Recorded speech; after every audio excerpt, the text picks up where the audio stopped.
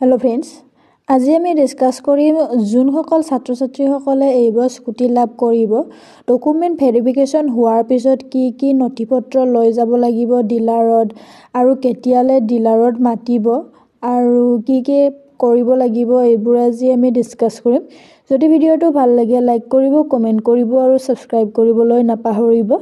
আপোনাৰ document verification হোৱাৰ পিছত আপোনালোকক এটা এপ্ৰিচিয়েশ্যন এটা চাৰ্টিফিকেট দিব। তাতে আপোনালোকৰ নাম থাকিব, আপোনাৰ ফাদাৰ নাম থাকিব, ৰেজিষ্ট্ৰেশ্যন নাম্বাৰ থাকিব, ছেশ্যন থাকিব 2025-26 এনেকুৱা থাকিব আৰু কোনটো কলেজৰ আপোনালোকে ষ্টুডেণ্ট হয় ইয়াৰ নাম থাকিব, ডিষ্ট্ৰিক্ট থাকিব, এইবোৰ থাকিব আপোনালোকৰ। তাতে আপোনালোকে এইটো চাৰ্টিফিকেট লৈ আপোনালোকে ডিলাৰত যায় আপোনালোকে এই চাৰ্টিফিকেটটো জমা দিব লাগিব আৰু আপোনালোকৰ আধাৰ কাৰ্ড লৈ যাব লাগিব।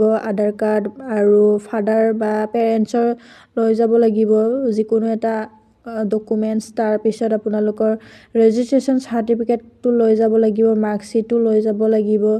এইবোৰ লৈ যোৱাৰ পিছত আপোনালোকে ডিলাৰত জমা দি আহিব লাগিব। ডিলাৰত জমা দিয়াৰ পিছত আপোনালোকক 2 বা 3 দিনৰ ভিতৰত আপোনালোকক এই স্কুটিৰ কাৰণে আপোনালোকক কল কৰা হ'ব। এতিয়া আপোনালোকে কেনেকৈ গম পাবা যে আপোনাৰ কোনটো ডিলাৰত আপোনালোকে নিজৰ স্কুটিসমূহ আনিব যাব লাগিব?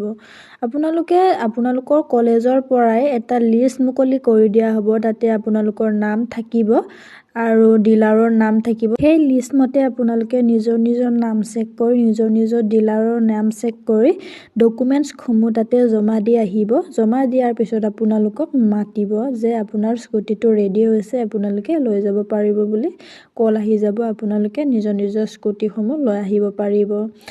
এইখিনিয়ে আছিলে ভিডিঅ'টো। আৰু যদি কিবা ইনফৰমেশ্যন আহে স্কুটি ডিষ্ট্ৰিবিউশ্যনৰ বিষয়ে তেতিয়াহ'লে মই আপোনালোকক জনাবলৈ চেষ্টা কৰিম। আজিলৈ এইখিনিয়ে আছিলে। ধন্যবাদ জনাইছোঁ।